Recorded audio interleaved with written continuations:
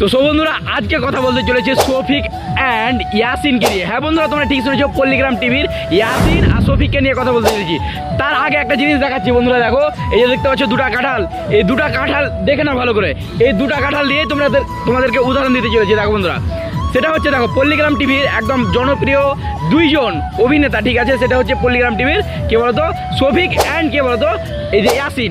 এরা কি বলতো দুজনেই বাদ হয়ে গেছে। হ্যাঁ বন্ধুরা, তোমরা ঠিক শুনেছো, তারা কি বাদ দেওয়া হয়েছে না বাদ দেওয়া হয়েছে না তারা নিজে বাদ দেওয়া হয়েছে, মানে তারাকে বাদ দেওয়া হয়েছে না তারা নিজে বাদ হয়েছে। তো সম্পূর্ণ তথ্য এই ভিডিওর মাধ্যমে জানতে পারবেন। তো যারা যারা ভিডিওটাকে লাইক করেন ফাটাফাট লাইক করো, আর ভিডিওটাকে ঝড়ের গতিতে শেয়ার করে চ্যানেলটা নতুন থাকলে সাবস্ক্রাইব করে দেবেন।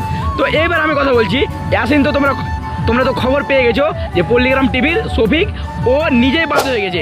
ইন্টারভিউ আপলোড হয়েছে অ্যান্ড ও সে নিজের মুখে বলেছে যে আমি নিজে বাদ হয়ে গেছি। কিসের জন্য? একটু কাজের চাপের জন্য, বলে কি ওর নিজের কিছু একটা ফল্ট ছিল, তার জন্য ওই নিজে বেরিয়ে গেছে। অ্যান্ড হচ্ছে এদিকে কথা হচ্ছে ইয়াসিন কি ভাই কি কারণ হতে পারে যে সে বাদ হয়ে গেছে।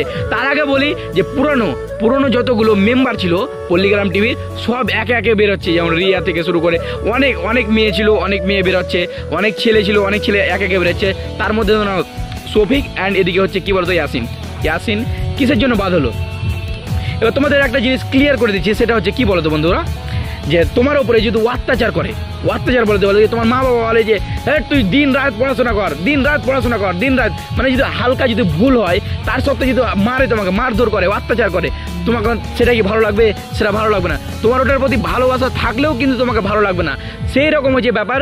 ওদের কিন্তু ভিডিও করতে আলাদাই কিন্তু একটা মজা লাগে ভাই। যারা ভিডিও করে অবশ্যই জানো, যে ভিডিও করতে আলাদাই মজা লাগে। 2-4 ঘন্টা 5 ঘন্টা 10 ঘন্টা যদি খাটিয়ে নাও তো অনেক ভালো লাগবে। কিন্তু তোমার উপরে যদি জুলুম করে, অত্যাচার করে, তাহলে ভালো লাগবে না।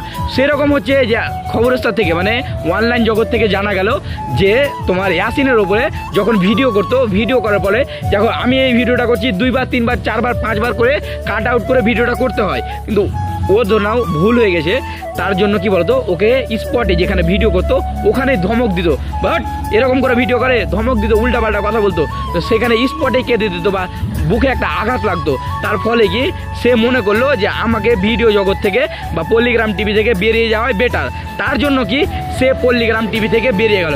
অ্যান্ড এখন পর্যন্ত জানা যায়নি যে সে কি ভিডিও করছে, এখন পর্যন্ত জানা যায়নি। কিন্তু শফিক পল্লিগ্রাম টিভি ছেড়ে দিয়ে এখন বড় নেতাদের, বড় যারা ইউটিউবার আছে, যারা কন্টেন্ট ক্রিয়েটার, ভিডিওগ্রাফ, তাদের সঙ্গে ভিডিও করছে।